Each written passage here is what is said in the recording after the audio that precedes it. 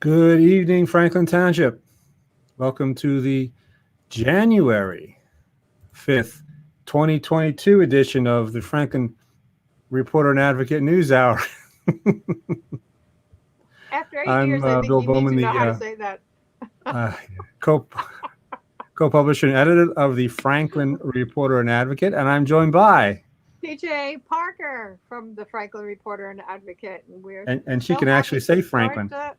Yes, I can say 2022 as well. This is our first show of the brand new year, and there's been a lot going on in our community, which is what we're going to be exploring tonight. But we do want to mention one of our dearest sponsors, and take it away, Bill Bowman. Yes, this news hour is brought to you by Nick and Robin White DeMeglio of the DeMeglio Home Team at Berkshire Hathaway, Fox and Roach Realtors. The realtors with a heart. They treat every client like their only client and offer residential and commercial real estate services. You can reach Nick at 732-828-9403 or Nicholas, that's Nicolas, as in the saint, .com at att.net. And also, Nick DeMeglio and the Berkshire Hathaway team is sponsoring tomorrow their third annual local holiday food give back initiative. And that'll be taking place, and that's tomorrow, January 6th, at the Korean Barbecue and Grill. And that's right on Hamilton Street. I think it's 510 Hamilton Street. And that will be from 2 to 4 on a first come, first served basis. They'll be giving away pizza, and I imagine there'll be some Korean barbecue as well. And this is always in conjunction when there's a food effort, always in conjunction with the Franklin Food Bank. So that is tomorrow from 2 to 4 on Hamilton Street at the Korean Barbecue Grill, also sponsored by our sponsor tonight, Mr. Nick and Robin DeMeglio from Berkshire Hathaway. So without further ado. Well, we want to tell folks what we're talking about. Actually, it is a do. It is not a Jew. It is a do. It's a do. As if you've been paying attention to what's been going on in around the world, in the country, in the state, and especially in the township, you know that we are in the midst of a pretty big surge of the latest incarnation of coronavirus.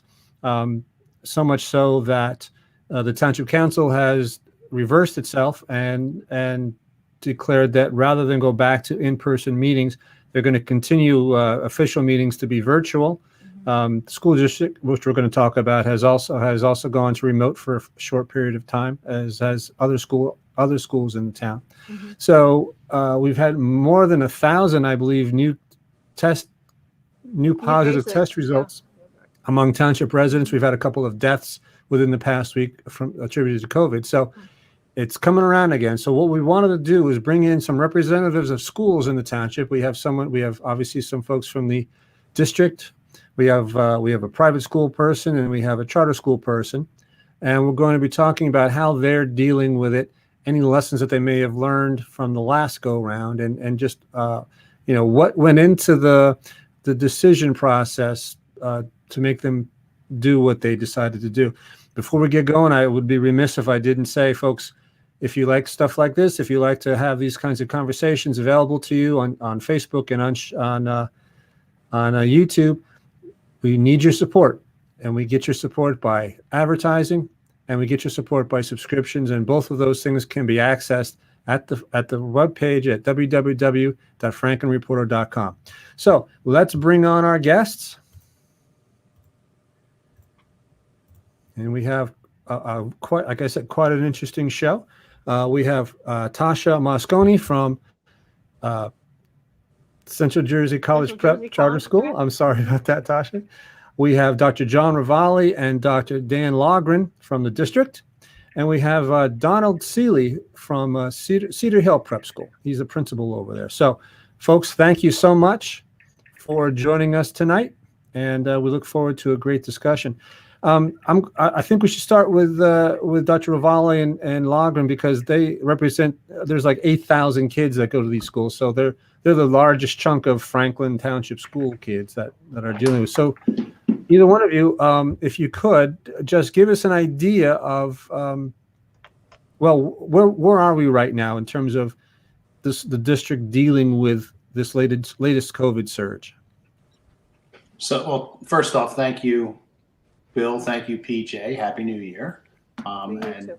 hello to the other guests. I mean, the current situation is challenging. There's no doubt. And I think, as I had shared a little bit earlier, and as our website has been updated, like everyone else, we over the weekend experienced quite a shift in our numbers. So we had about 130 plus staff and students that started to report positive over the weekend in about a 48-hour period. We did notice that, there was a slight uptick, obviously, or a large uptick between Tuesday after the holiday weekend to Wednesday. I think we went from like 60 some cases in the township to 298 or 78, somewhere in that neighborhood, back last Wednesday, which obviously was alarming. We were on break, and folks were reporting, but probably not with the kind of diligence that they do during school time. So we did blast a message to our staff, and folks, reminding them that it is important to report. And we did see a flurry of activity then over the weekend. And that's where we sit now. Our contact tracers, it's our fabulous nursing team. We have a nursing team a little larger than a dozen strong, and they're run by a lead nurse and an assistant lead nurse, and they're our contact tracers for the district, working with their team of nurses at each of the individual buildings. And they've been working very hard and feverishly over the fall, but they've been working particularly hard, especially the last probably 48 to 72 hours, to keep up with what ended up being, obviously a proportional spike here in the district, our district, as you saw that spike over the weekend as well in the township. I think we had a total of, and not to be quoted, but following the numbers as closely as I can, a little less than 800 positive cases reported between last Friday and Sunday, Right. township wide. Right. And proportionally, we had probably about 134 or 132, somewhere in that neighborhood, during that same time frame. So that's where we're at now. Obviously, we're monitoring the situation very closely. We do watch the township numbers. We watch our own numbers. You'll see the chart on the website's been updated. Now we're going to be going beyond 134 cases, if it's not been updated already. And in talking with the health officials, we're anticipating that the result of this holiday weekend that just passed, you'll see that impact probably Wednesday, Thursday, Friday at the height, and maybe even through the weekend. And then, but who knows? I mean, who could have ever imagined that we would have saw what we saw after the holidays, number wise. So, but they are anticipating yet another wave, and we would think proportionally will probably be part of that. I mean, the kids and the folks that come to our schools live in our community, so Right. You would think proportionally we would see some of that as well. So that's our current situation. And of course, we're remote. Right. I noticed on the chart that it looks as though a lot more staff members than students actually reported positive. Yeah, that's an easy to explain, because our folks are still catching up with students, and remember, students and parents were off through the holiday break. So now that you're returning, right, they're reporting. Staff members the same, but we did make a very, we pushed hard to get our staff for sure back on the idea that they have to report. You can't wait till Sunday, but for the most part, we got a lot of it over the weekend, because that's when coming back to work gets on your mind. That's when coming back to school gets on your mind, and again, contact tracing needs to catch up. And once contact tracing catches up, you'll probably see a change in that chart as well. Right. So what was the tipping point? I know you had planned, initially you had planned on, my memory's bad. You initially had planned on treating the middle and the high school separate, different than the elementary schools. Yeah, so what the best thing for me to do is probably explain the whole situation and how we went about making or arriving at the decision Okay. we ended up at.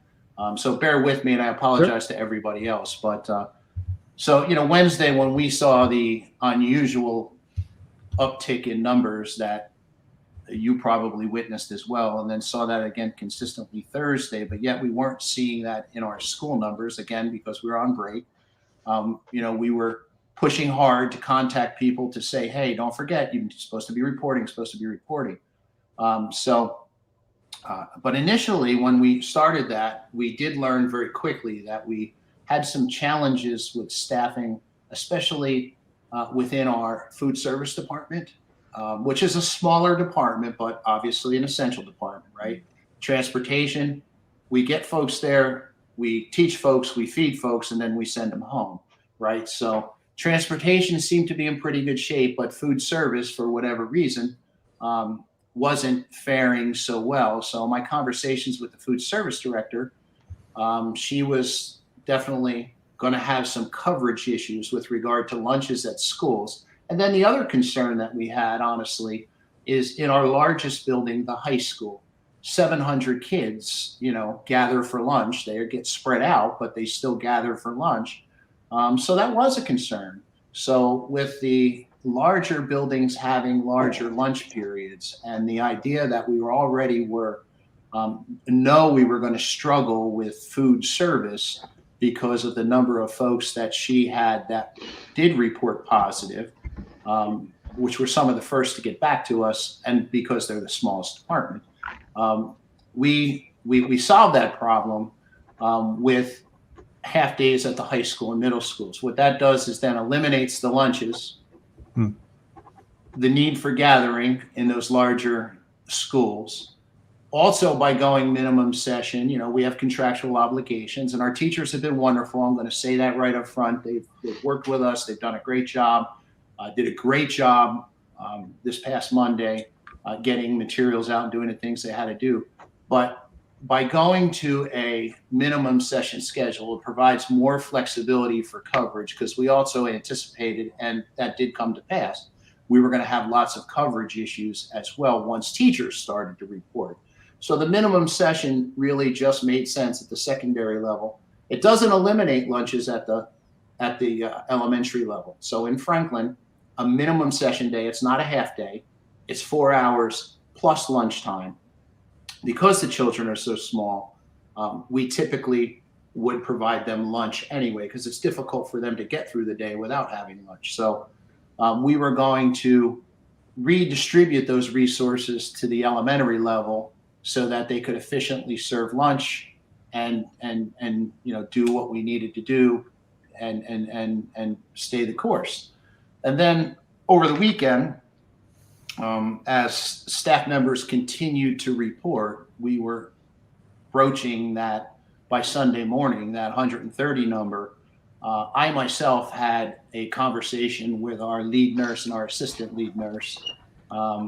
Again, I rely on them heavily during this. They're wonderful people, and they've worked 24/7 through the break, and especially last week. And I talked to them in the morning, early on Sunday, and they were having a difficult time keeping up with the contact tracing, which was concerning.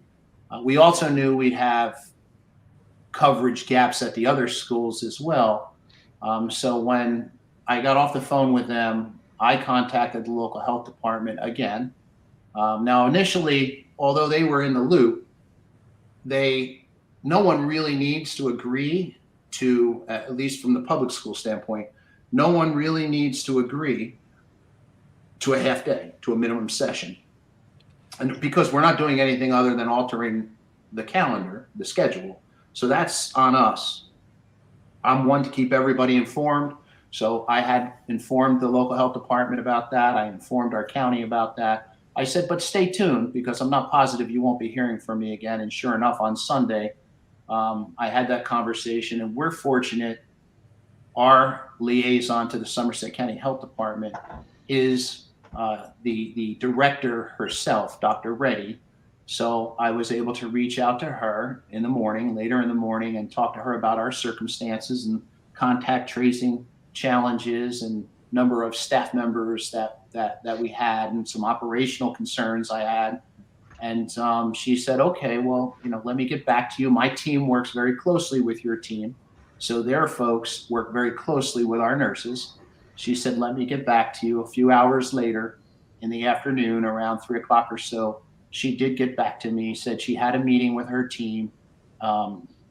She definitely understands what our plan is. Come in, get what we need to get done on Monday, minimum session for everybody, and then pivot to remote, and stay there until January 18th. And the rationale behind January 18th, that was a date that her and I spoke about, was that this follow-up wave, right? The follow-up wave that we expect from, I guess, New Year's Eve, New Year's Day, will likely be through. And then we'll chat again next week. This week, we'll also be hopefully getting caught up with all of the contact tracing that's going to occur, probably, now, Wednesday, Thursday, Friday. That'll give folks the weekend and next week to catch up with that, so we have a good understanding of where we stand going into Monday the 18th. So we're pretty confident that we'll be fine. And I will tell you, in my opinion, the Somerset County Health Department, I don't know everyone has the same opinion, but I can only tell you they've been a fantastic resource for me. They've been a fantastic resource for our district.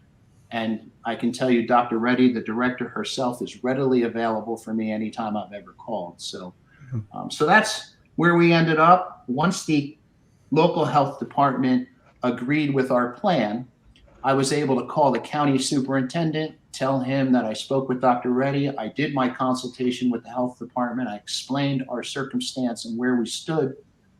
Her and I talked it over, and we thought it was best to go in this direction. And he said, okay, fine, John, I will communicate that to the Department of Education, the commissioner herself. He did that later on Sunday.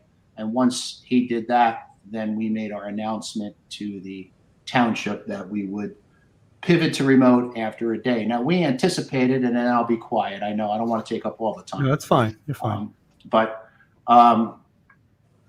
We anticipated, well, first off, coming in on that Monday, that was, yes, could we have perhaps sent a lot of materials home? And we did debate that.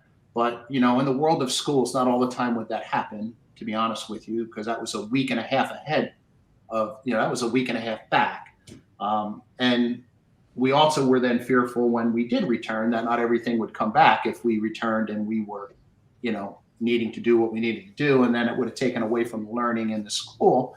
So we thought best, listen, we could do this. We'll excuse absences if folks don't come. Principals were very good about communicating that. We had on Monday a pretty high absenteeism rate. We had about 70% of our kids at the high school in, which is really low attendance for us. We typically have a lot higher attendance. And that was true in the middle schools. The elementary schools were similar, with about a 20 to 25% absenteeism rate, but that was helpful because it allowed us to get what we needed to get done, get folks who needed to come in, get materials, transition folks from break back into learning, and get our teachers to work with our kids to set them up so that, hopefully yesterday and today were productive. Now that we're in remote, Friday, regardless of what the weather is, because we're also been battling that, right? Today was fun, and Friday is going to be another fun day. But because we're already in remote for COVID-related reasons, we can continue, and we don't have to call a snow day. We can have a day of school remotely. Those districts who aren't in our situation, will have to call a snow day. They can't pivot to remote. It's not in the regulations. Don't ask me to figure that out for you. I only play by the rules. I don't make them up. So, but we're in a situation where, since we're in remote, we can remain in remote. So regardless of what the weather is on Friday, we should be in a pretty good shape to have a school day, which I guess ends up ultimately being an advantage for us. And probably, given the weather we had today, we would have had to do something with today anyway. So, so that's how it happened, from last Wednesday to Sunday. And that's where we stand now. Okay. So it sounds like you didn't, at the heart of it, you really didn't want to alter the plan to come back. You sound like you were waiting to really get a lot of evidence before you made your decision about what to do, because there's a lot of chatter from folks that, why'd they wait so long to tell us? And, nice. If you saw the comments on our Facebook page when I first put out the announcement, people saying, gee, thanks for giving us a lot of lead time. So, I apologize for that. It's the only thing I can do. But yeah, the default, Bill, is, and you heard the governor say it yesterday if you listen to his broadcast, the default is schools stay open. And that is the default. The data is what drives the decision as to whether you close or not. So, and consultation, which, by the way, that was reiterated to us via a memo from the commissioner during the break, just about when all of this started on Wednesday or Thursday. It might have even been Friday that came out, that a consultation with your health department is necessary. And then communication to the DOE. And we do that through the county superintendent. So, the default is open. And when the data suggests that it's, the advantages of being open are outweighed by the challenges of staying open or the risk, then, and the health department is concurring with that, then it's a close. So, I just have one more question for you before we move on to the other folks. When will you know if you're going to be remote longer than the 18th, or if you'll have to be remote longer than the 18th? Again, the default is open, and we really don't want to be remote longer than the 18th. We really want to be back by the 18th, and that's because I think we all know that, as much and as hard as our teachers and our kids, by the way, are working in the remote platform, and our parents, everybody has really pulled their lion's share last year. We've learned one thing, that it's much healthier for kids to be in school from a mental state, and they do better academically when they're in school, which is exactly why our goal is to get them back. When will we know for sure? I'm saying it now, and we said it when we left, that we'll be back on the 18th. And the only thing that's going to change that is if the anticipated surge from this last weekend doesn't subside and it continues to grow, well, then obviously the data will bear something different. But we will know that well in advance of the weekend, for sure. So stay tuned to next week. But I don't anticipate it being a problem. Okay, I told a little fib. I actually have one more question. I'm sorry, Peach. What percentage of your staff is vaccinated? The percentage, we had 95%, was it, Dan? I can't remember exactly. It might have been a little bit higher, maybe 96, or we have a really high percentage, but I think it's in the 95% rate. Okay, that sounds right. Of vaccinated. But of course, vaccinated people are getting sick with this variant as well. So there's a question of level of sickness. Okay. Yeah. PJ, did you have something you wanted to ask me before we move? A couple of questions, and I guess I could start with that one. 95%, there's still a 5% gap. Yeah. Is that being addressed? Yeah, they test weekly through a state vendor called Maramis. And it's a weekly test. It comes back. It's a populated list.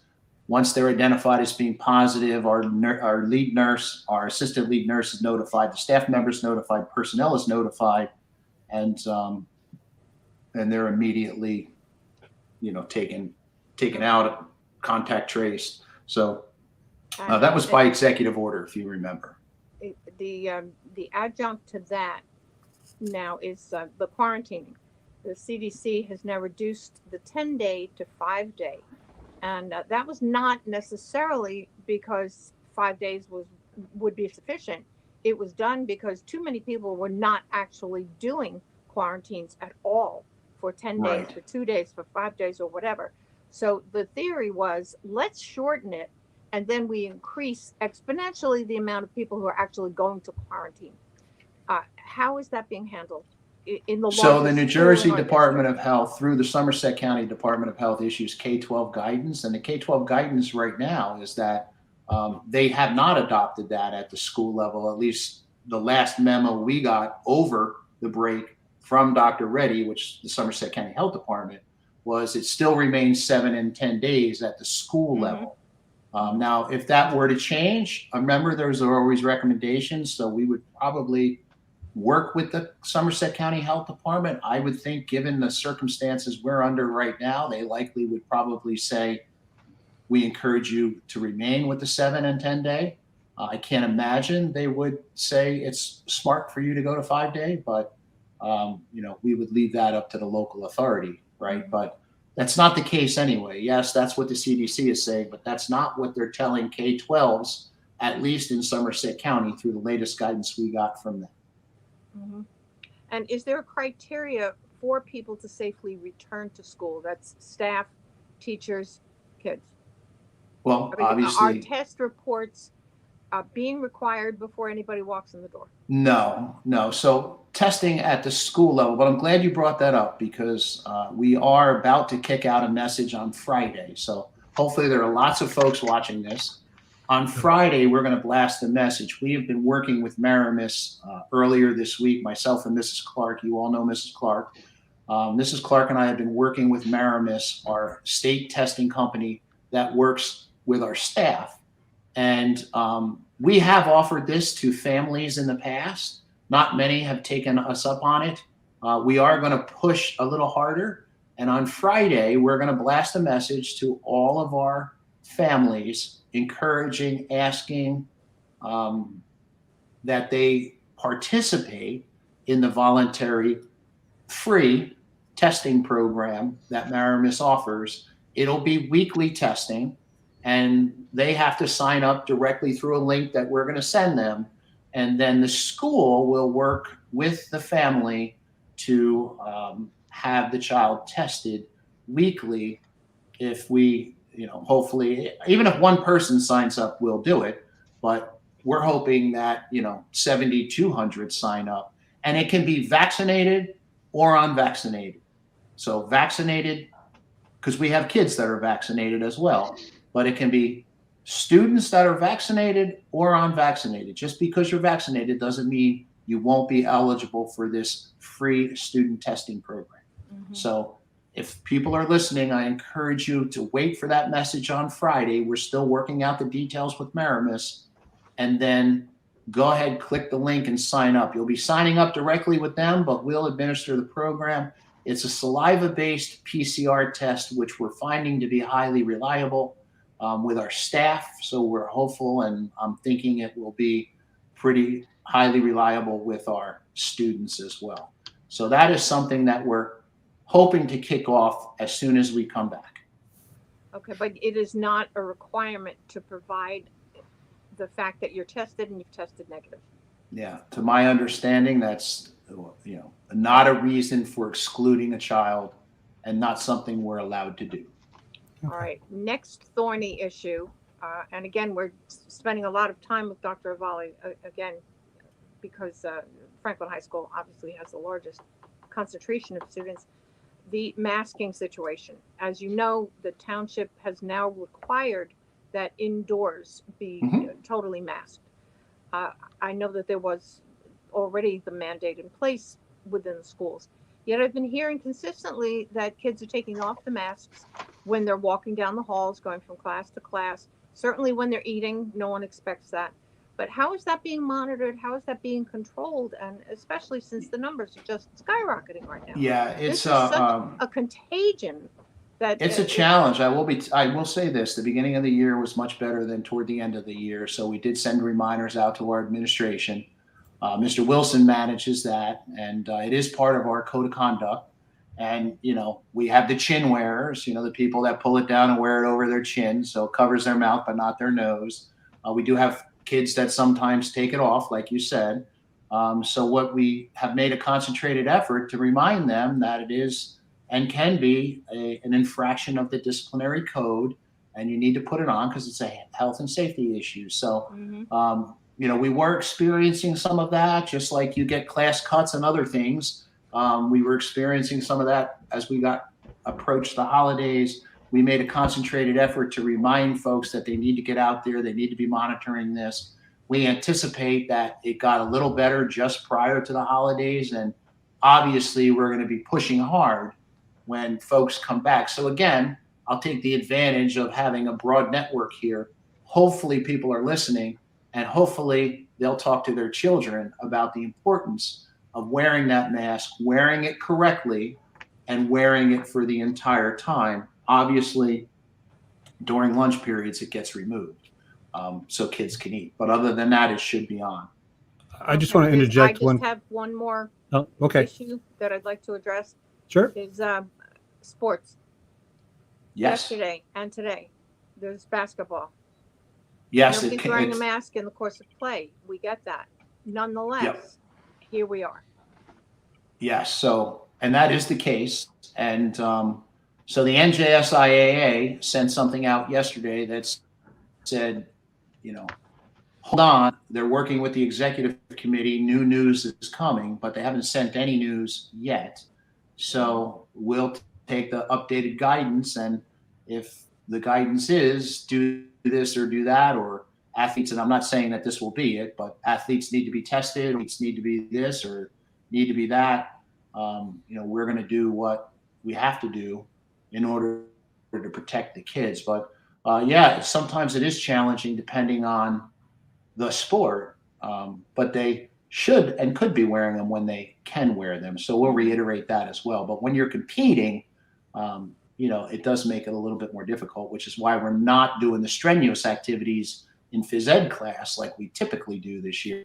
We're doing less strenuous activities so they can remain masked. But sports are a challenge. There's no question. And I don't have an easy answer for you on that. I know the one good thing our conference has done, and we've been lobbying the NJSIAA about this. Our conference with swimming and track and some of the other sports where you don't really need to be in the same room. Bowling is another good example, where you're really kind of bowling against the score, and you're swimming against the clock, and you're running against the clock. In those instances, our conference has gone to digital meets, which means our kids go to the same pool they go to every day. They don't mix with anybody. They record their times, they post them, and then the other school is at their pool doing the same thing and recording their times, and the dual meet then becomes more of a virtual thing rather than these kids getting together in the same pool in the same area. So our conference has been doing that as of recently. And, I know Ken, our athletic director, has been talking to the state about what about state level play, because we're entering that season soon. But he has not heard anything back about that. So that would be helpful, though. Well, this on the heels of, 5 different teams that were shut down maybe a week or so ago because of this? Yeah, so well, we had everybody. High-level subject. Everybody, interestingly enough, the only team that wasn't, but they chose not to practice during the break, was wrestling. Which interesting. One would say they're the right. I just want to break in for quick before we move on to somebody else. Yeah. Those tests that you're going to be administering, what's the turnaround time? So what it's been is, we've had it as quick as 24 hours. More recently, it's been 48 hours. Okay. They're already contacting us as we're speaking to them, trying to arrange this, letting us know that it's probably going to be a longer turnaround time than what it's been. because there are more and more schools doing what we're doing Right. and introducing students into the program. Right. And that's So that's for staff and students, right? that's for staff and students. Okay. All right. Let's move on to the other public school that's in Franklin, CJCP, Central Jersey College Prep, and represented by Tasha Moscone. Tasha, thanks very much for coming on tonight. Thank you for having us. So what's the situation at CJCP in terms of COVID and students and staff? So very similar to Franklin Public, we are currently remote. We actually luckily had a PD day already built into our schedule for Monday. So we actually made everything that Dr. Ravally was saying. We were a day later because we had a professional development day on Monday. But we were planning to open, we were hoping to open. We actually had an uptick in cases in the 2 weeks following Thanksgiving break. So we had a lot of contact tracing. We had a lot of students on quarantine, and our nurses, our staff were working so hard at making sure that we were, being safe and quarantining the students that we needed to quarantine. Unfortunately, on Monday morning, when we were meeting with our staff for our professional development, it just became very apparent that we were not going to have enough staff to successfully open our building. We have a lot of staff who are currently testing positive. About 10% of our staff is currently positive and in quarantine, and we have a number of staff who are awaiting test results. Particularly over break, it was really hard to get testing. Sure. So that was one of the challenges that was presented to us from a lot of our staff members. So that kind of just presented the challenge for us. We decided to go remote through Friday. And we're going to reassess our numbers again, where we're just waiting on a lot of staff test results to come back to us. So we're hoping to open on Monday, but that's obviously pending the data and what numbers we're seeing between now and then. Mm-hmm. So is it more the faculty that's coming down with it, that's testing positive, I should say, than the students? We have fairly high numbers of both, but our staff are the numbers that are really concerning us in terms of safely opening our building and in a healthy educational way. Right. Our staff, even though they're positive, they're able to offer remote instruction because they're feeling well enough. Most of them are mild cases, so they're feeling healthy enough to provide instruction. It's just that they're not able to come into the building physically.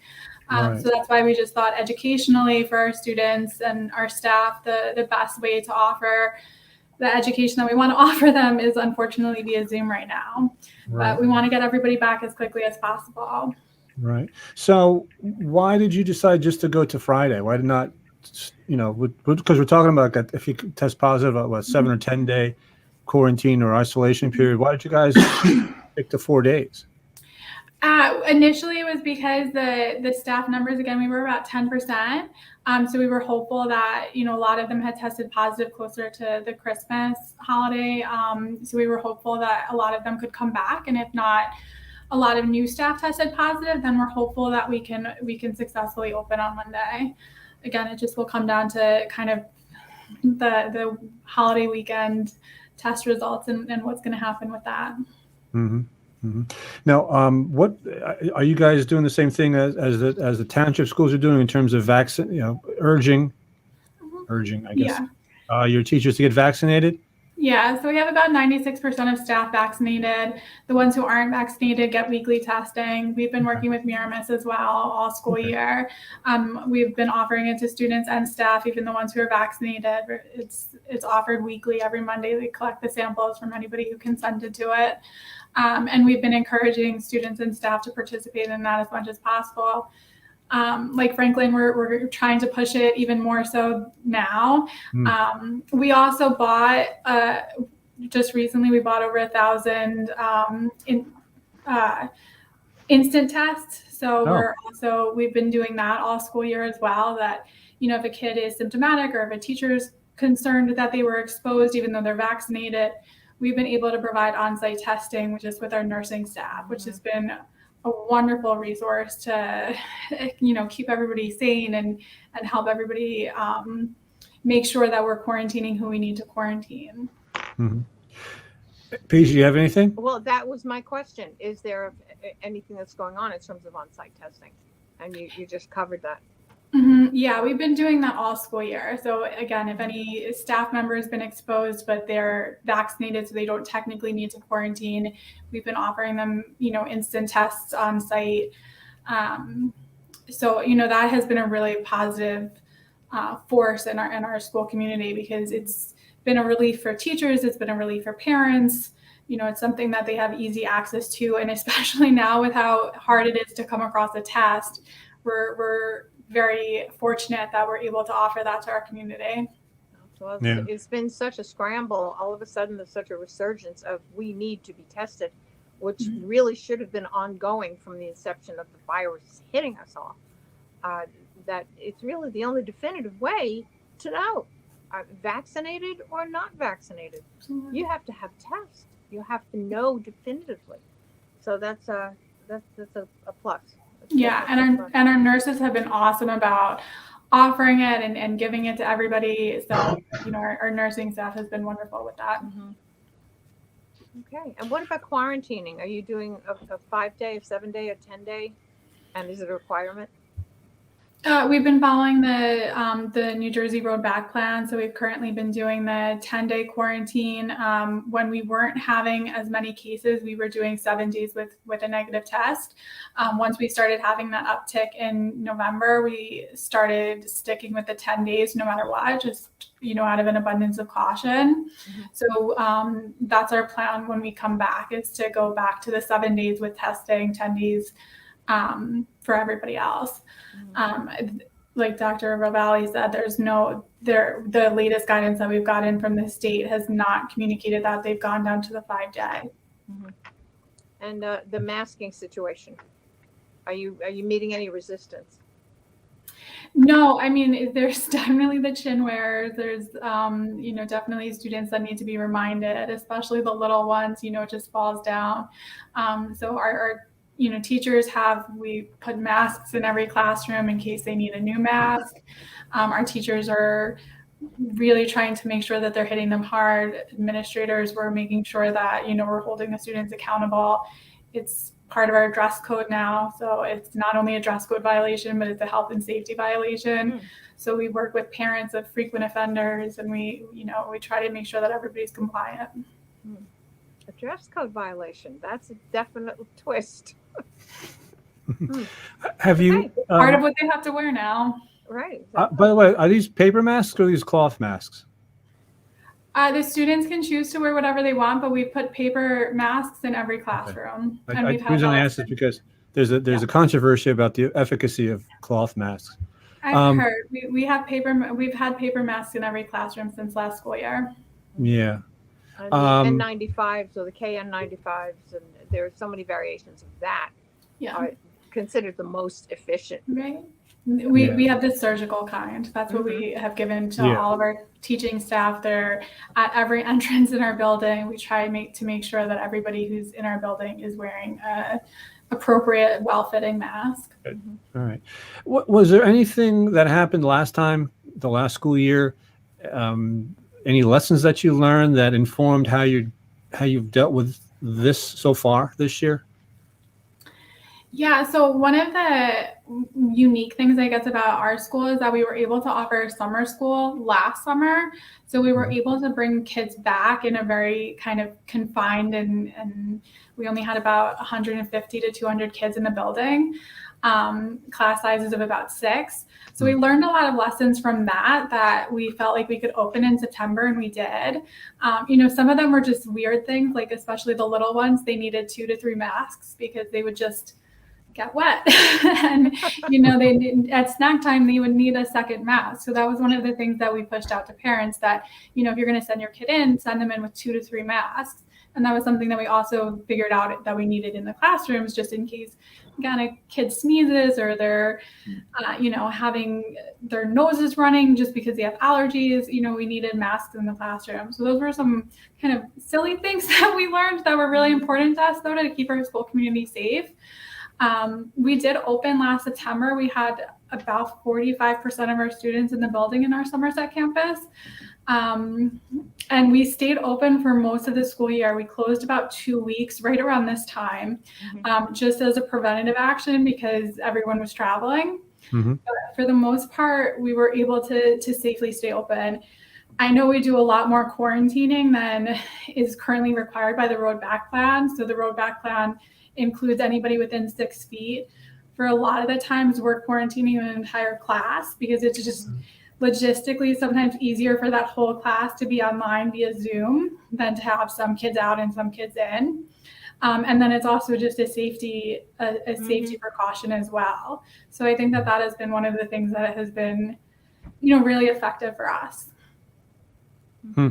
Interesting. It sounds like parents, not only in your school, but I guess just in general now, have to be pretty fluid. I mean, have to be pretty open to their schedule changing in an instant. Yeah, especially for the little ones with childcare issues, it's definitely been a challenge. And we've definitely been appreciative of our community and making those transitions with us on a moment's notice. But we did have quite a dress rehearsal last year, so we know, and I'm saying we collectively, we have a much better handle on how to make it happen, how to make it work. The parents are a lot more acclimated to homeschooling, which is in essence what this has become. And the kids know what it's about. It's not that this is a brand new surprise and the learning curve has got to be so extraordinary. They've been here, done that. So it's just one more blip on this road to coming back healthy and strong. So I think that is to our advantage. Sure. And in making the road back a little faster. When will you make the decision as to whether or not you're going to extend remote past Friday? We're going to look at our numbers on Friday, so we'll make the decision on Friday. Yeah. I guess is it by necessity? I pose the same question to Dr. Ravally in a different way. Is it by necessity that you have to wait till what a lot of people would consider the last minute to make these decisions, or is there any way to put on a crystal ball, look through a crystal ball, and say, yeah, things are starting to trend a certain way? Maybe we should do this in like on a Wednesday or Thursday instead of waiting till Friday, and parents are sitting there wondering what's going on with my kid and am I going to be able to go to work next week? Don't we wish there was? We had a meeting last Sunday, and we were steadfast about opening on Tuesday, and then on Monday morning a lot of things changed. So Unfortunately, just with the testing as it is right now, that is taking a little bit longer. Like Dr. Ravally said, the Miramis testing used to be within 24 hours, and now it's been taking up to 3 days to get those test results back, which is, it's a hardship because you're trying to get information and you're trying to get data back, and we're not getting it. Or it takes 3 days for a teacher to even get an appointment for a test.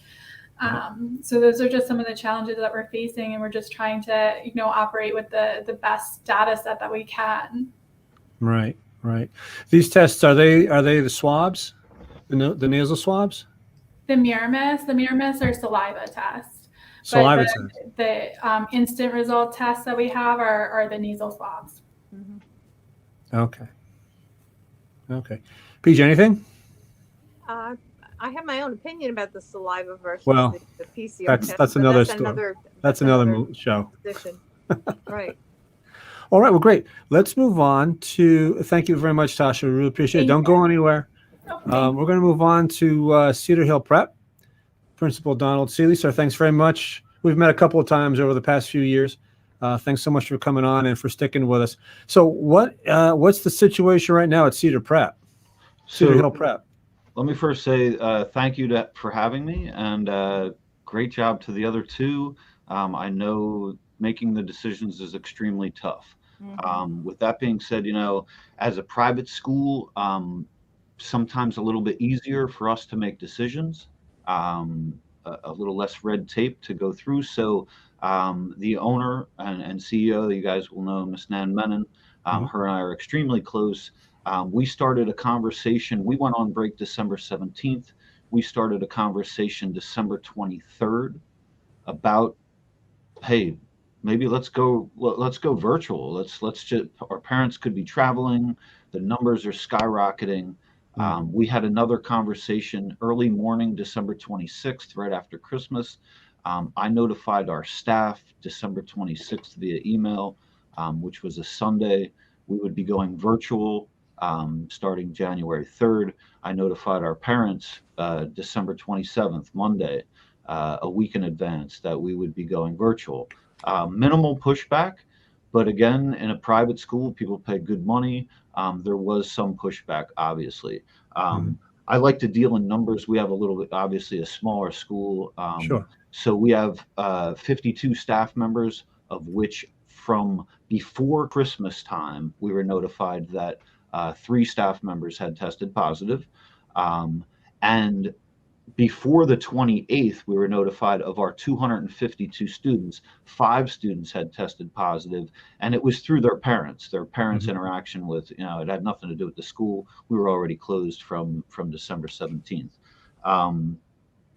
We have 1 teacher not vaccinated in the entire staff, of which Miramis, again, tested weekly. For whatever reasons, that person does not want to be vaccinated, and we have them tested weekly.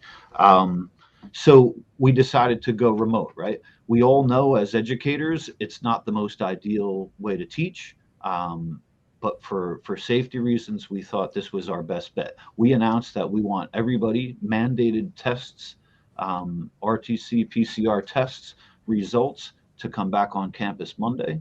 We totally understand this is going to be the toughest decision I have to make as the principal, that some are going to take more time. Some are taking 3 days, 5 days. We will accept some of the home tests, in particular the one where you need to download the app to where the person walks you through it, and then there's actual video through your camera, and then they send the test results with a form with the student's name on it, or with a person's name on it. We are working on 3 or 4 different companies. We will have a company here Monday morning to test those that we could not get results from. But our game plan is to open Monday morning, and we have announced that. We are also planning, we're remote, so very easy for us Friday. We know that there is a snowstorm predicted. I also come into the office every day, even though we're remote. Battled a huge ice storm in this town this morning. I'm not sure it was salt anywhere, except my parking lot. And thank you to Spooky Brook. I'll shout out to Spooky Brook.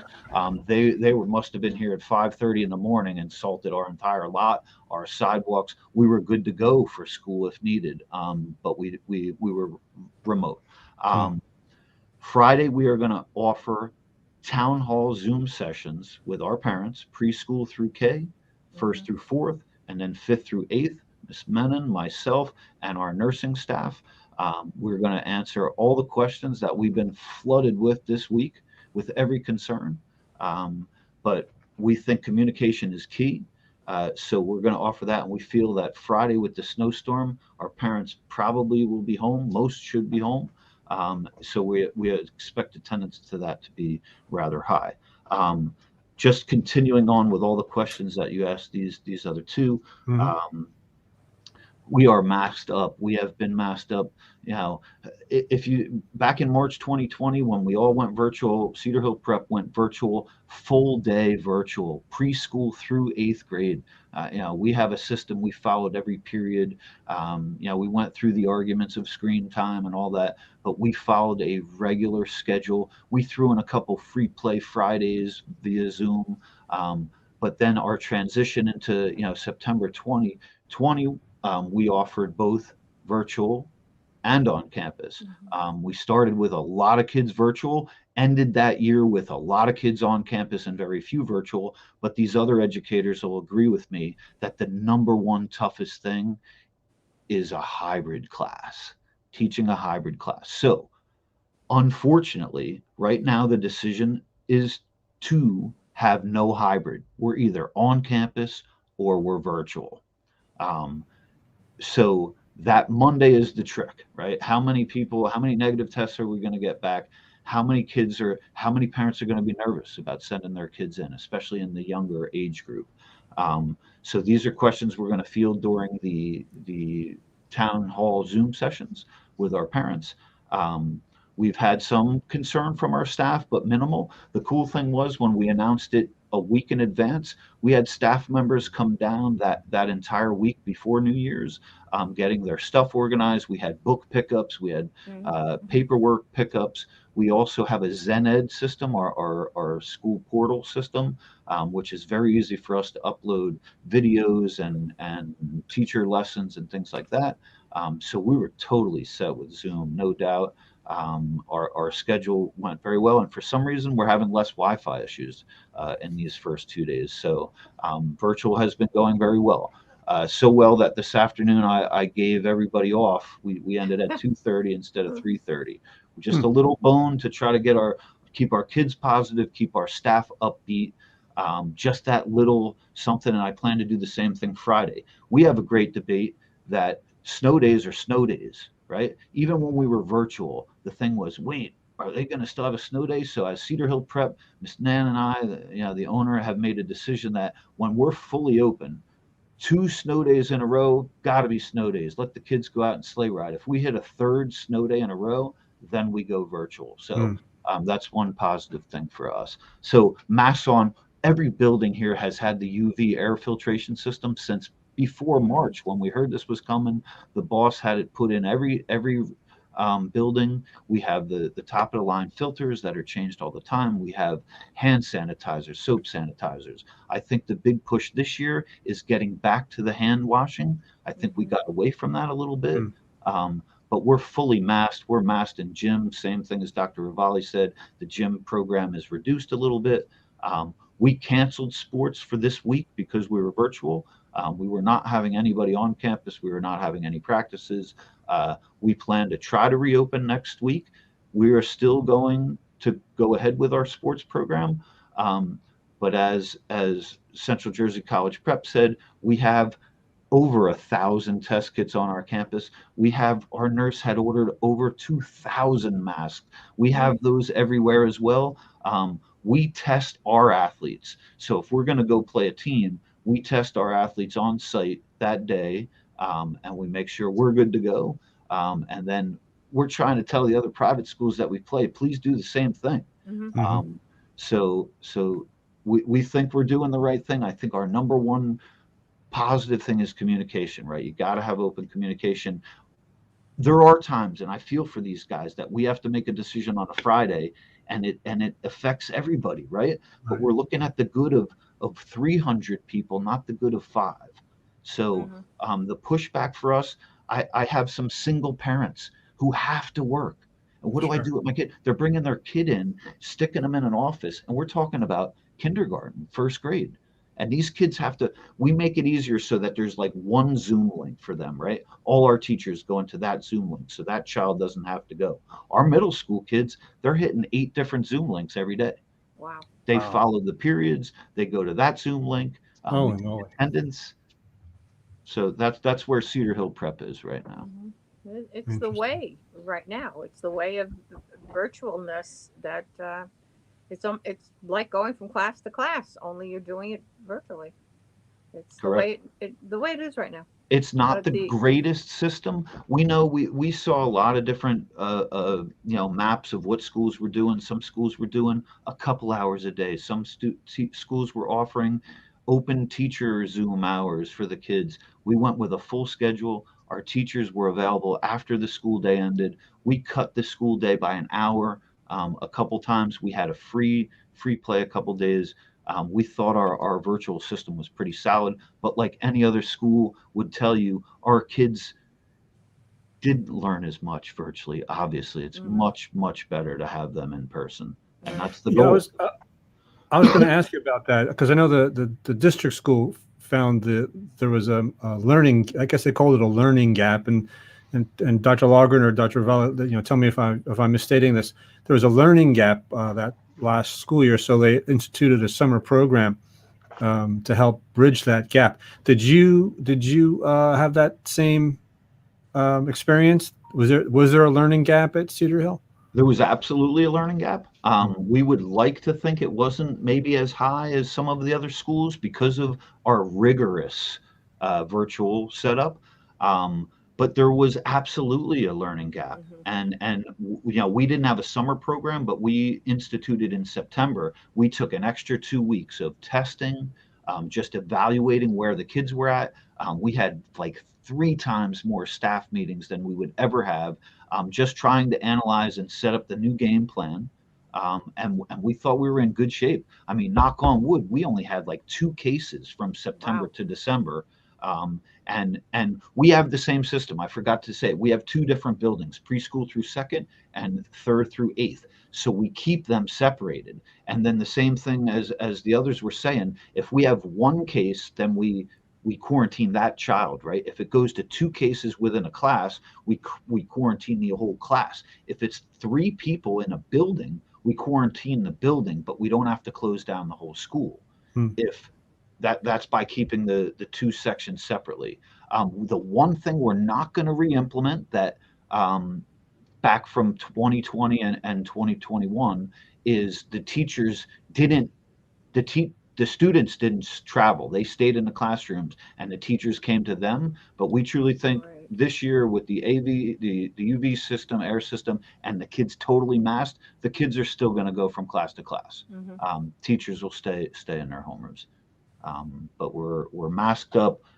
We temperature check every day. We have the My MedBot system. I think, like Dr. Ravally said, one of our toughest things is that people need to report, right? We can't force, they got to be honest. They got to be honest. And luckily, I think this year, and we noticed it even last year, like no kids were sick. No kids had the flu. Now everybody has the flu again. Now every kid has the sniffles. It's like that short period where everybody took their masks off and everybody let loose. It hurt. It definitely hurt. And I think we're all, facing that problem yet again. And it feels like part 2. But like we've all been through it. So I think as administrators, we feel a little bit more comfortable in moving forward. However, the question marks are totally out there. This one is scary. This one is definitely a little bit more frightening than the first one. Oh yeah, absolutely. The frightening part of it is in the contagion. Absolutely, and the young age group, right? Yes. The young age group. But the vaccinated seem to have their symptoms much more mild.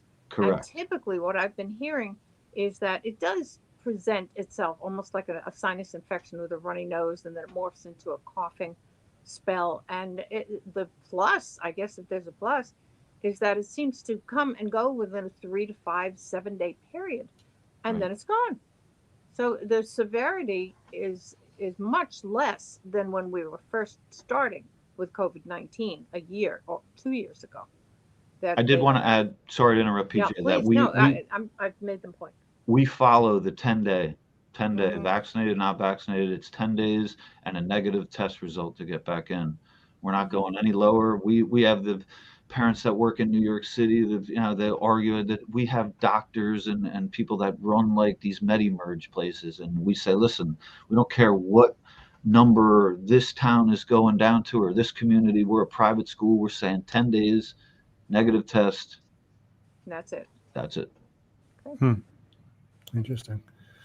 Do you guys offer grab and go lunches or breakfast or anything during the remote learning period? So, no offense, as a private school, we have a clientele that doesn't require that. So we don't do that. If we needed to be a source, I don't know if the township would need a site for that. We would absolutely participate if we needed that. We don't have a kitchen on campus. Oh, I see. So we have a catering company that our parents can order hot lunches through, and they deliver it. But we don't serve breakfast. We don't. Our kids either brown bag it or they order through a catering company. Okay. And lately, our middle school kids like DoorDash, or like all of a sudden I see like Starbucks coming up and it's for a kid. Oh my goodness. We had to put the kibosh on that, but on the Starbucks, just from anywhere. I mean, I'm seeing food cars coming in here. I'm like, what's going on? The Sardi's van drives up. I have a quick question about how the kids reacting to all of these restrictions. I tell you what, our kids, and I don't know about everybody else, our kids are resilient and they want to be on campus. I can tell you that they absolutely want to be on campus. They dreaded the virtual. We have a very open door policy. Our teachers, these kids are Zooming with our teachers. Even when we're on campus, we kept our Zoom links open. We have a very open door policy with our kids, and they're bummed out that they're not here. They absolutely are. And already, I'm more of a principal when the kids are virtual. I'm going in and out of every classroom. I'm seeing the kids that I can see like video games in their glasses, right? And I'm like, are you kidding me? So it's like I don't have to deal with that when they're all on campus. Anyway, Oh, that's funny. I think we're over our time.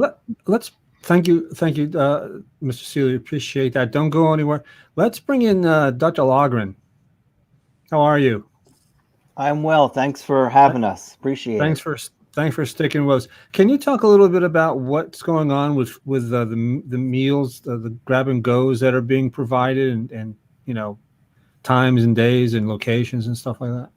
I can, but Dr. Ravally can do that way better than I can. There's 4 locations. And boss, if you don't mind, I know this is more. I never do mind. And I brought Dr. Logren along. Maybe we can give him an opportunity to talk a little bit about the remote program at one point. But yeah, grab and go will be offered, Bill, tomorrow, actually. Initially, we were going to do it on Friday, like everyone else, preparing for some inclement weather coming Friday. So we blasted a message out today. We're going to do it tomorrow. It is between 10 and 1. And we have heard from some parents that may create some challenges because obviously the school day is going on then. We are in the midst of our remote session then.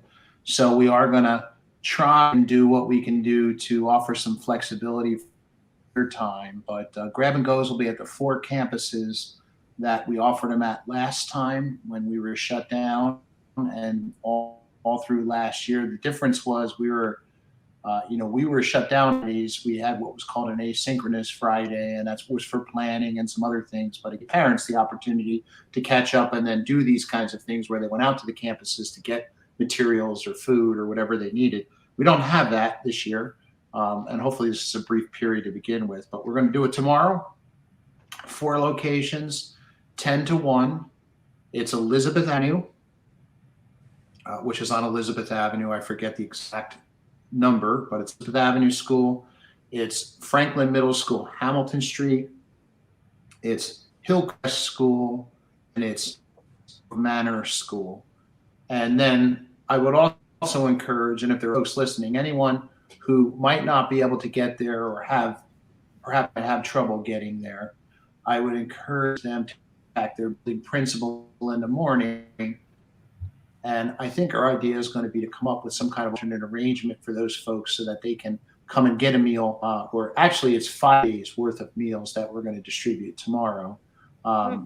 So that that'll take them into next week. And then next week, we're planning on doing it again next Thursday. And that'll be another 5 days. And then, of course, we'll come back to school on the 18th. So it's those 4 campuses right now, 10 to 1.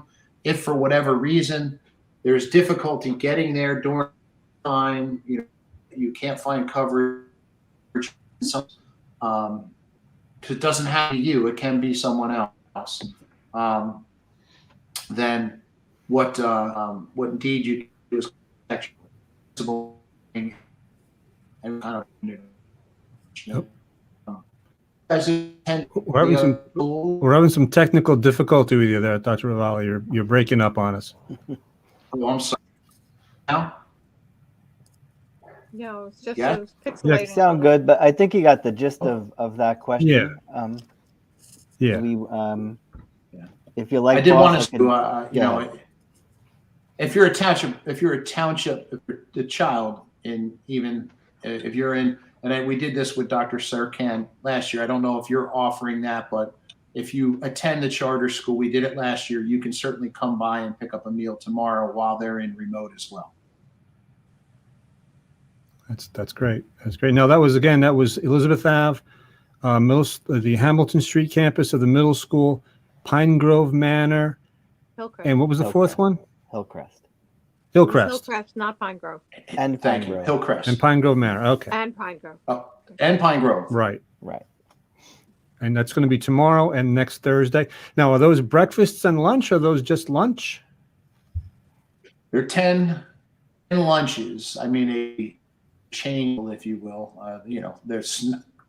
They call them Uncrustables, I think, those kinds of things that have pretty good shelf life and will last in someone's refrigerator. So I guess it's a breakfast combo. Mm-hmm. Okay. All right. Dr. Logren, you can speak about the remote program, I'm told. My main thing I would share is I really did enjoy hearing from the other folks on the call. We all have different contexts, and one thing that has been true everywhere is remote learning isn't good for anyone, really. I mean, honestly, it's a last resort, no matter how well you do it. But we have learned some lessons as well, and one thing that we're glad about that in public schools in New Jersey, you need to submit for approval through the State Department of Ed, through your county office, an emergency remote plan.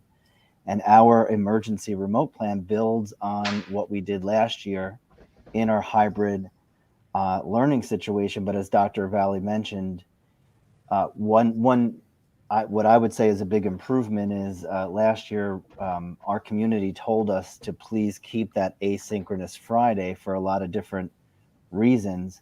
But one of those reasons was also for a lot of professional development for our staff, in addition to many other things that were happening. But what we did state when we submitted our plan for approval this year is that by now our teachers have become rather expert at using Zoom and breakout rooms and using the kind of engagement activities that make virtual learning as good as it can be, but nothing replaces in person, and our data has shown that. So the plan that we submitted in September, hoping not to have to use it, doesn't have a Friday asynchronous day, which increased the amount of contact time. But we decided to keep those afternoons for those office hours, so students can call, through an email, jump on a Zoom with their teacher. A parent can call, and oftentimes we have instrumental lessons with elementary students. We have small groups that a teacher might just decide to run.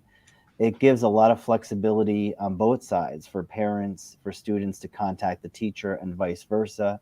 We do some therapies in the afternoons. So it has enabled us to do a lot in that time. But we are glad that we've increased the amount of time of virtual contact synchronously with all students home. Well, we are all home now, but if we were in hybrid, we would all be synchronous together. But we're not looking to do that either.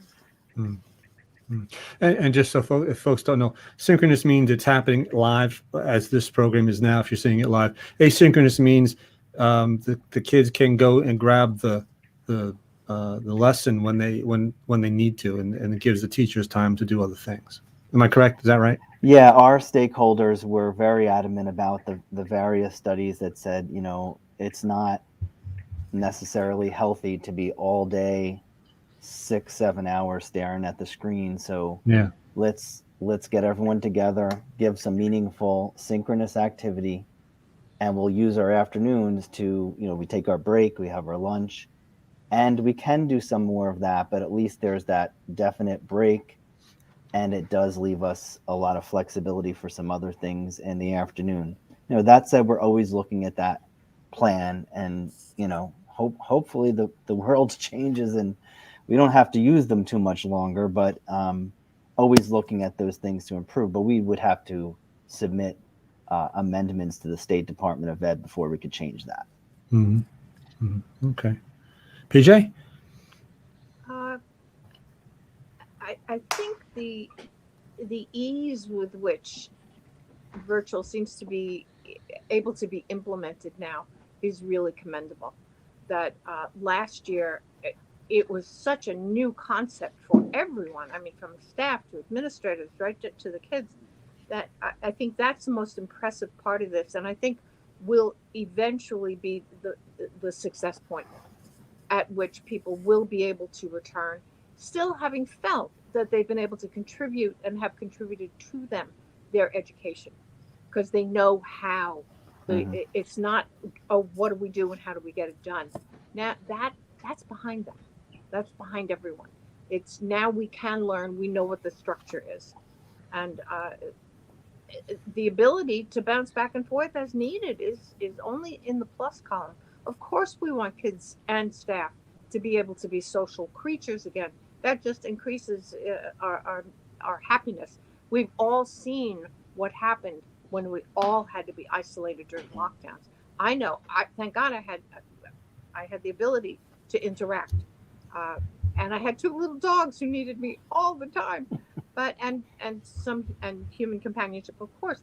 But on a school level, where kids are just used to interacting with so many other kids, their lives formed by the lives of other children and other feedback. That the ability, and I have to applaud you as well as the entire staff and with all of our guests tonight for implementing these opportunities for alternative learning. That it's become, even though it's alternative, it's become okay, and that's tremendous. Well, So thank you, all of you, on that level. thank you. I mean, learning is a socially constructed act, and you can only get so far in breakout rooms and Google Meets. You really, the sooner we're back in person, the better. But we're getting better at making the most of that context. Absolutely, Yeah. absolutely. And we know that it's a stopgap. We know it's a stepping stone to the next level, which is get back to school and get back to our lives. And it is not without responsibility. That's where the masks come in. That's where the testing comes in. That's where the diligence and the respect to not make someone else sick. I think we should all have masks that say, I wear this mask so you don't get sick. There's just a level of social responsibility I think we've all become a lot more aware of, and that's a plus. We know how to do it now. Yeah.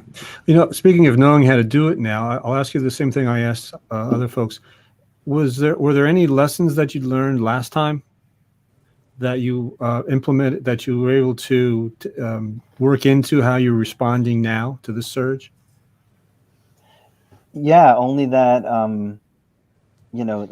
all of the instructional technology that our staff learned, we were able to use really well in that hybrid environment last year. But a lot of that was used in our in-person environment now, so that, in fact, we also had a PD day. I think that was this fall, where we had those terrible floods in the fall, and we had to on the dime switch to a professional development day that was virtual, and we were just able to do that. And so even when this just happened with our students, as discomforting as it was for everyone, we were able to do it. And so lessons learned are just a lot of communication. You really can't do enough of it. Things like this is great. But we made it a habit to communicate often. And when you do that, I think it helps people, just be on the same page and have a sense of the rationale behind decisions. And Okay. the willingness from necessity. Yeah, I had another question for you, and it just slipped out of my head. I mesmerized you. I'm trying to focus on what you're saying, and then in the back of my head, there's like a little light bulb goes on, and the bulb went dim before I could. So somebody has asked, and I think Dr. Ravally, you may have already touched on this, but Dr. Logan, if you could just reiterate what parents do if from between 10 and 1 tomorrow, next Thursday, they got to work or they've got to supervise a kid who's doing virtual learning. Is there any plan B for them to get the grab and go meals? Well, just to let you guys hear me? Yes, yeah. I can. Go ahead. I was just going to say, probably the best scenario would be to contact your building if type Yeah, Did I you're lose- breaking That's up what I again. was going to say. Just be in No, we're touch with the losing you, Dr. school's Ravally. principal, and that's a good plan B. Is they'll, we're all in. This Friday will be a challenge, but other than that, on all Yeah. of these days, our principals are here.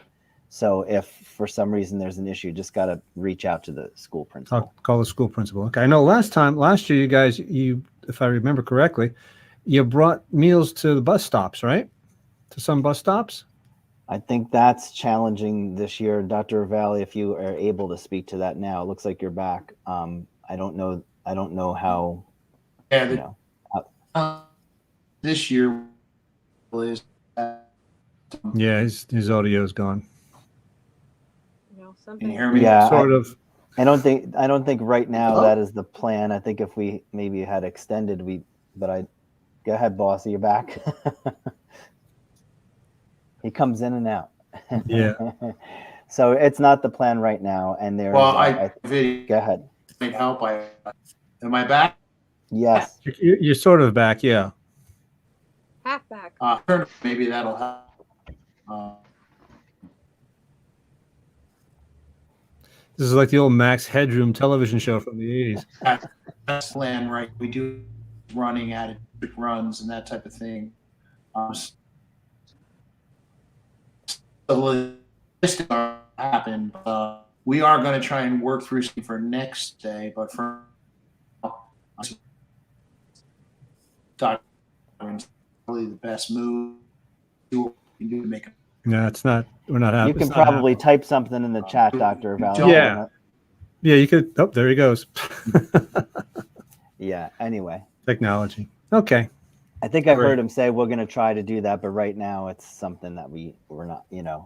We need them to come to the site for right now. Gotcha. Okay. I just brought that up because it struck me that that's what happened last time, but Yeah. that was a more long-term situation Right. than we have now. You guys want to get back on the 18th if you can. So. Right.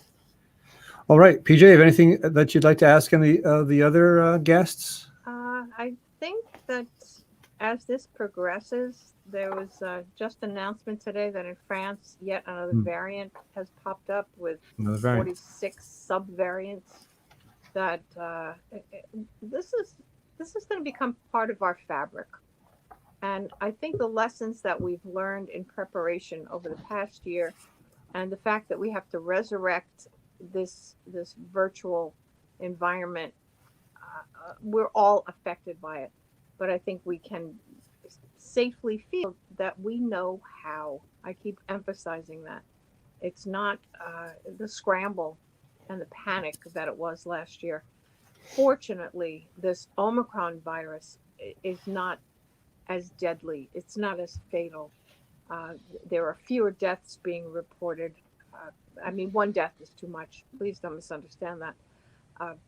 But the fact that it's a short-term illness, so it seems, and we can only hope that any of the variants that emerge after that are of a similar nature. But again, the good news, we know what to do now, Franklin. We're doing it. And it's thanks to the leaders such as all of you who are steadfast in creating the programs, rising to the challenges, and making it student, family, staff, and administrative friendly. So the concept is we're all in this together. All right.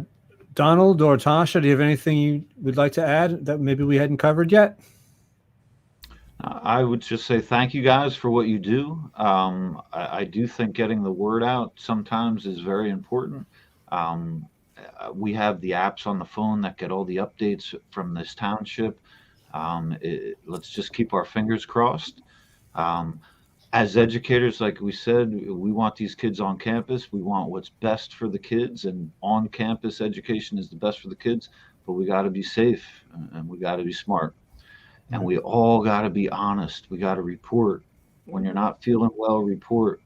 Stay home. Don't risk it. All right. But thank you guys. Test. Get vaccinated. Get boosted. Wear the mask.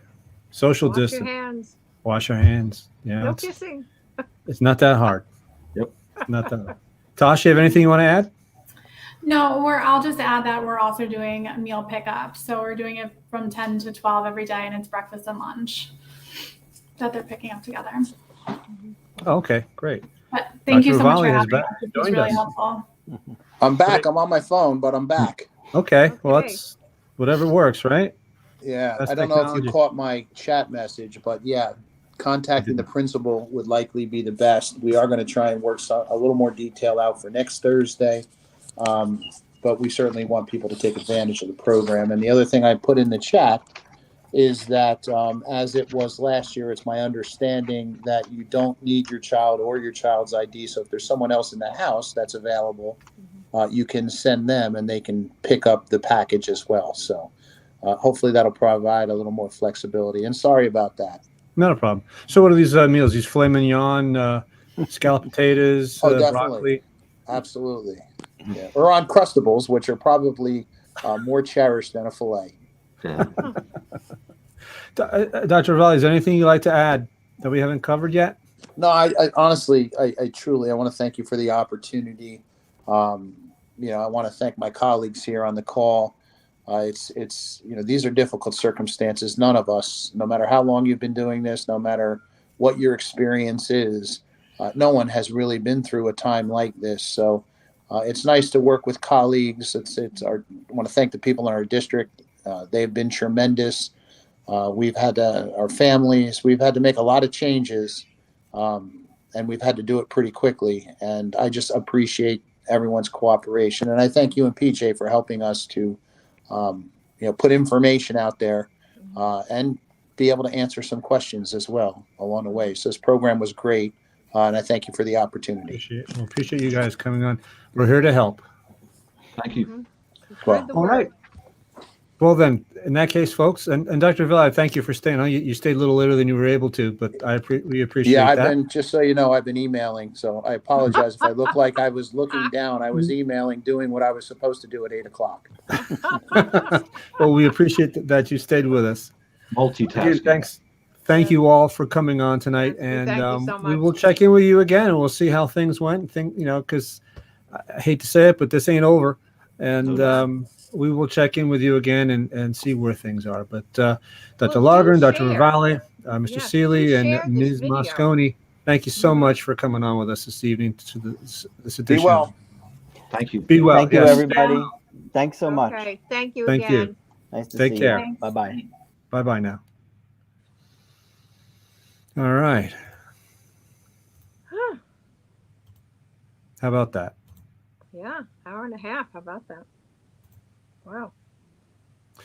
What I want to do before I forget Wow. is I want to remind But you know what? folks. It's important that what needed to be said needed to be said. Oh yeah, regardless absolutely. of the stretch of time. Yeah, So, absolutely. and I know we did focus a great deal on Dr. Ravally, but again, we're dealing with Well, there's 8,000 kids. very large quantity of children.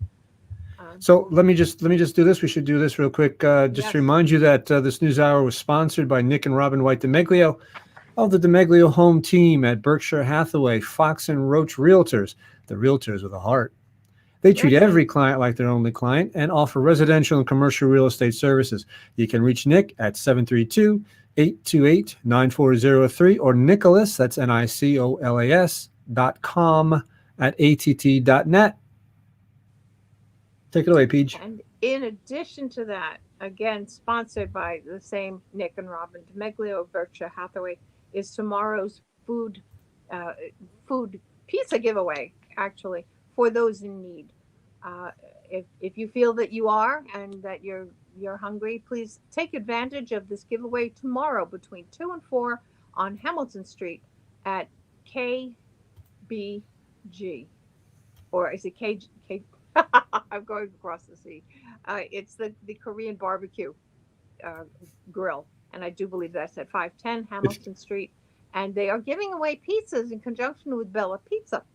So Yes. ultimately, any donations that you may want to bring canned goods or any sort of donation that will morph back into the Franklin Food Bank, that is also always welcome.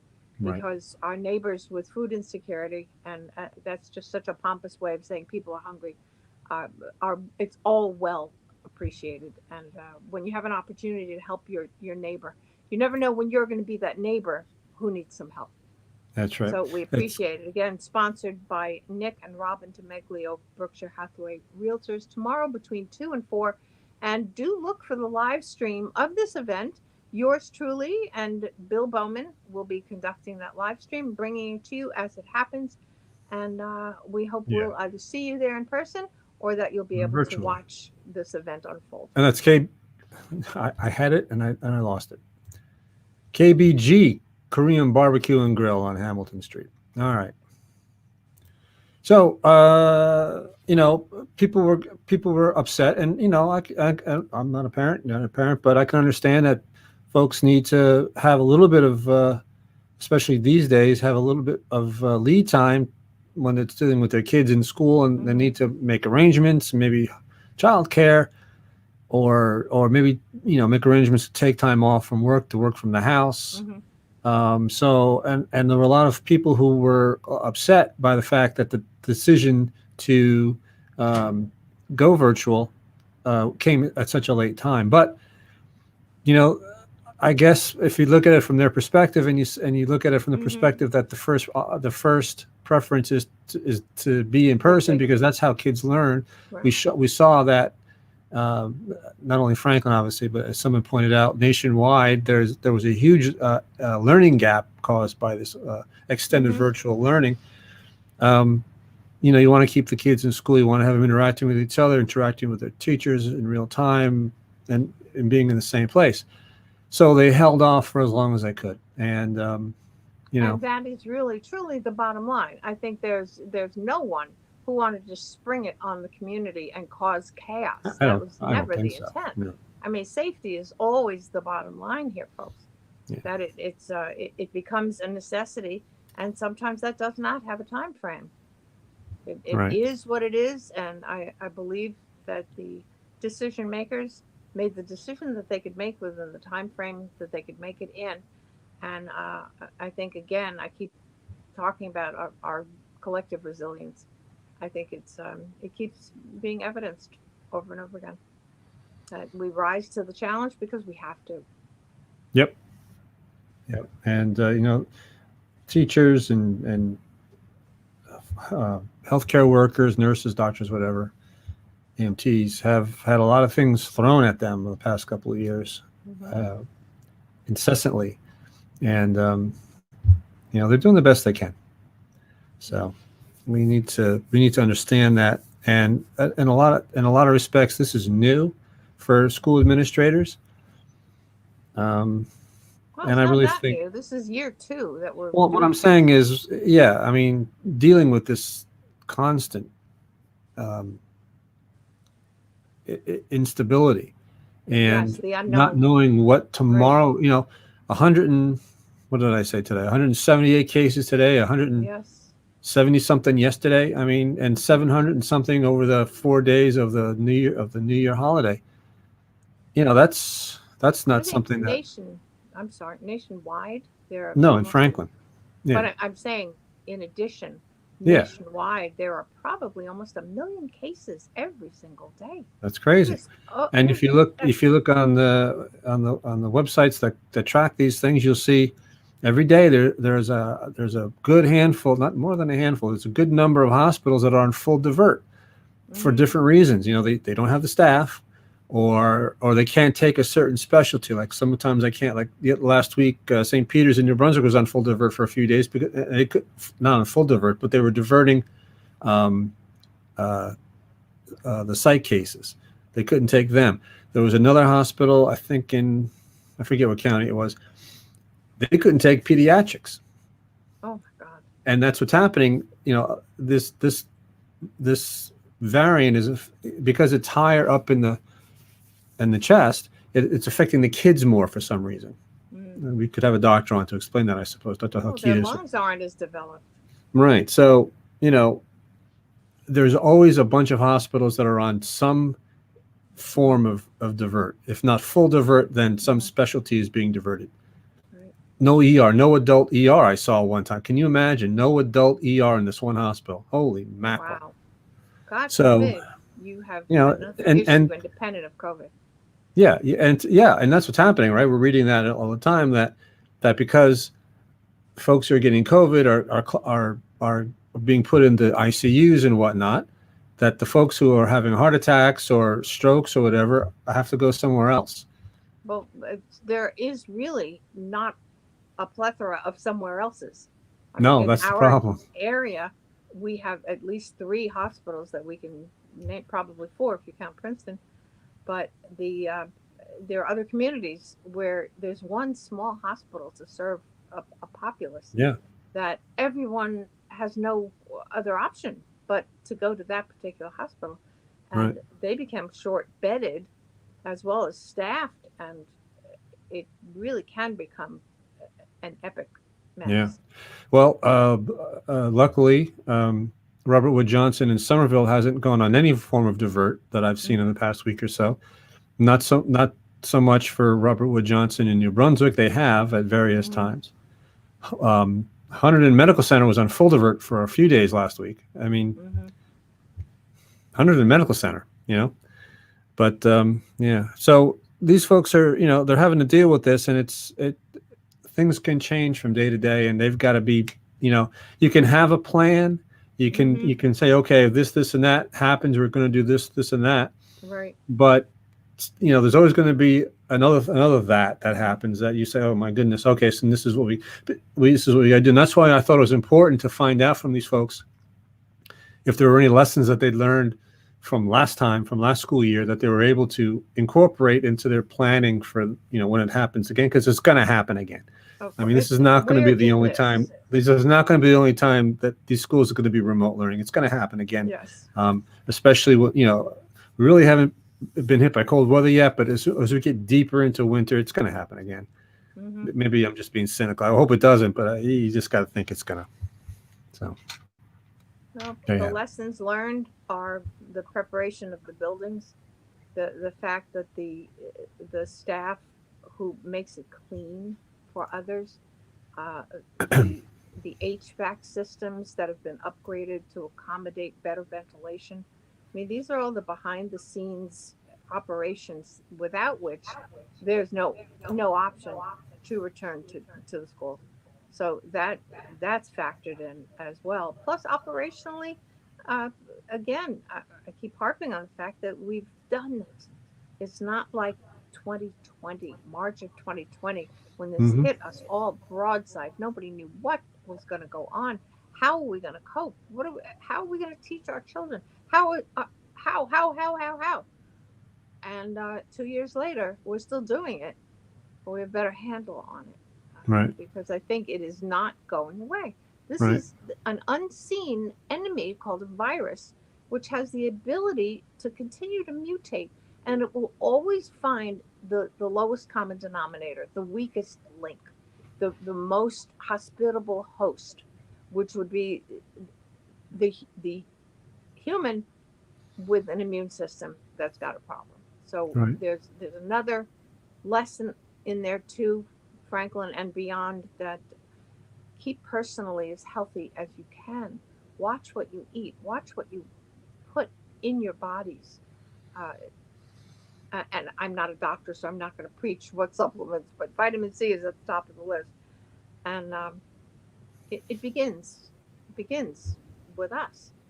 And hopefully we then can exponentially not spread. So it's going to continue to be a challenge, and as we continue to solve the problems surrounding it, on some level, we've got to feel like there's a little bit of control. All right. Well, there you have it, folks. I think it was a good discussion. There was a lot of information put out there. Yeah, I think it was. I think folks were upfront and answering the questions as best they could. I've been doing this a long time. I can tell when I'm being snowed, and I didn't get that feeling at all. I just felt that, there's a lot of things they don't know yet. So Right. course. That's just how it is. And I think they answered the questions as best they could. So, Mhm. all Well, I right. appreciate it. Again, I'm glad we were able to have the representation from the school systems within Franklin Township. yeah. Yeah, it would have been nice to have the couple schools that couldn't attend, but we'll get them. For the most complete news report of Franklin Township, you have only one place to go, and that's www.franklinreporter.com. If Where you would you like can to show your support for a minimum for where you can subscribe for 10 Yes, I was cents getting to a that. day, Franklin. I was getting to that. I'm sorry, I stepped on your little presentation. No. Anyway, you can one way you can show your support for that news gathering effort and presentation is by advertising. If you have a business in town, advertising with us, and the person to go to is PJ Parker, ads@franklinreporter.com. As PJ mentioned, the other way you can support us is by subscribing for $37 a year. That's the best deal ever for what you get. I mean, if you look at what we present on that front page and in our morning report, which comes to, if you haven't signed up for it, go to www.franklinreporter.com and sign up for the morning report. And that's a newsletter that comes out at 5 o'clock every morning, gives you the top headlines. There's a little linky to 511 so you can see the traffic. There's a little linky to Gas Buddy so you can see where, if you need to get gas that morning, where the best prices are. And then it has the biggest headlines from the previous day's news. And that's in your email box at 5 o'clock, probably right on top of your New York Times email or your Washington Post email. But $37 a year is, what I was going to say was, if you look at any of the other publications that purport to cover Franklin, you'll see that by far we have much more information that we're providing to you. And it is worth the $37 a year. I mean, honestly, 10 cents a day. Come on. 10 cents a day. 10 cents a day. If you read 3 stories a day, that will have cost you 3 cents a story. Right, It's exactly. really, I mean, we may have to change that pricing. It's almost too reasonable. it is a little too. I mean, we may have to. We may come to our senses someday and raise the price because the other corporate-owned news organization that purports to cover Franklin charges a lot more for a digital subscription and gives you a lot less of Franklin. They give you a lot of stuff you can get other places, but they don't give you what you really want, which is Franklin news. And the freebie thing doesn't give you anything there's a lot of news about New Brunswick, very little news about Franklin Township. Anyway, if you have a tip, a complaint, question about something that you've seen in any of those aforementioned. Oh, and I don't want to neglect to mention the Monthly Digest, which is our monthly newspaper. You can also, that's a free publication, but again, supported by advertising. Again, PJ is the person to go to about that. If I can interject, as far Yeah, as go ahead. advertising is concerned, that you are not just advertising in support of maintaining an independent journalistic group of products that circulate throughout your community, but your advertising benefits from the desire of Franklin Township to know what's going on in its backyard. And as Bill said, we offer the products and the service to get that news to you digitally, print, broadcast, email, everything. And we're working on a few other projects to bring you more of Franklin Township news. Your advertising rides on the interest of this news in Franklin Township. So you do yourself a service by coordinating with that opportunity. Right. And we will make sure that people are listening. And if you contact me within the next week or so, I will offer you a special discount on any package that we work out for you. That will tell me that you've watched this through the end of this broadcast. Right. Can't beat I'll that. even give you my personal advertising phone number of 732-820-0840 or ads@franklinreporter.com. You contact me within the next week, we'll work out a package for you that meets your needs, that can expand your marketing presence in Franklin Township while you benefit from the news that's being delivered to you about your community. Exactly. And if you have any, as I was saying before, if you have any tips or suggestions, you can email me, editor@franklinreporter.com. If you're on the Twitter, we are at Franklin Editor. If you're on the Facebook, which you probably are, if you're watching this on Facebook, again, at Franklin Reporter. And we have an Insta at Franklin_reporter_and_advocate. And probably by the next time we do a news hour, we will have a link here for TikTok. Nah, huh? 'Cause we're on You're looking at Mr. TikTok. We're on the TikTok. One of us is ticking. And what a weird universe that TikTok is. Oh, it's a Good strange, heavens. very strange. There's like it's what I'm seeing and what I'm watching. I'm seeing three distinct kinds of videos that I'm seeing. They also go live. I gotta say, I think you've got to have a certain number of followers, but you can go live on TikTok. And I've seen demonstrations in the Netherlands. This morning there was an anti-vax demonstration going on in Albany, New York. I've seen spacewalks via NASA. Mm-hmm, mm-hmm. I mean, I've seen some very interesting live news, legitimate news events, and I think that's cool. I've seen stuff that you don't want to show. Even the irony is TikTok was meant for kids. Yes, the irony. And I've seen some things on TikTok that you definitely don't want kids to see. And as if you could stop it. Well, as if you could stop it, but people they use TikTok as a lure to get you into, another social media platform, because TikTok actually is very, very strict about its standards. In fact, you can't. From what I'm getting, they are. That's the subject of another news hour. No, they are, and I'm getting the sense, and I haven't had this confirmed, but I'm getting the sense that if you use the word kill or die, your video is going to be pulled, because a lot of the people are saying, they're not saying oh my God, this is going to kill me. They're saying this is going to unalive me.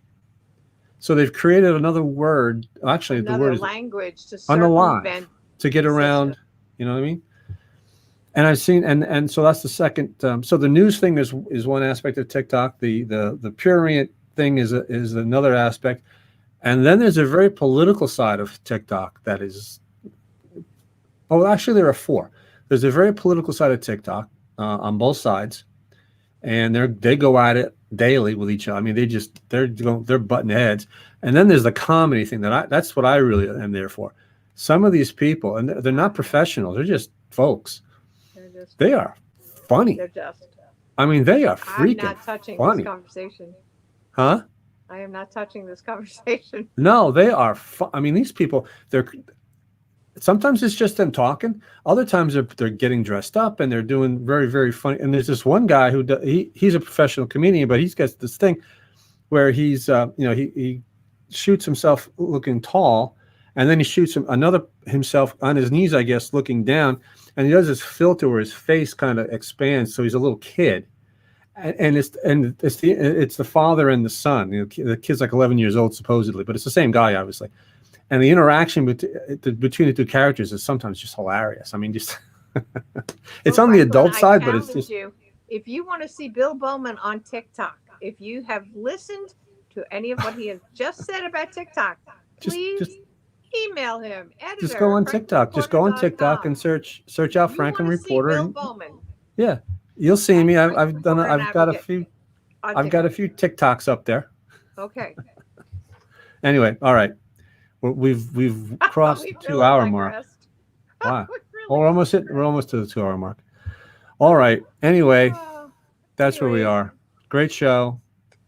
Thanks again to the guests. Thanks again to the Demeglios for sponsoring this, as they've sponsored so many of our news hours. I mean, and by the way, that's another venue, folks, if you're looking to sponsor. I mean, our news hours and our live streams are really, really popular. We get thousands and thousands of views on those things every time we do them.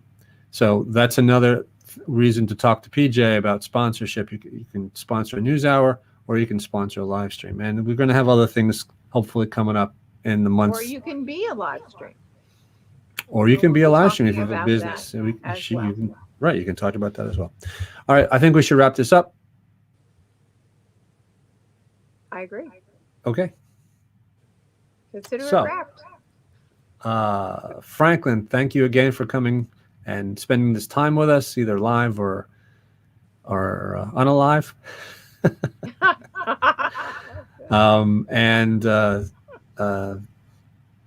As usual, Franklin, stay safe. BJ, say that thing that you always say. PJ Parker, Franklin Reporter and Advocate, and we will be back. Yes, we will.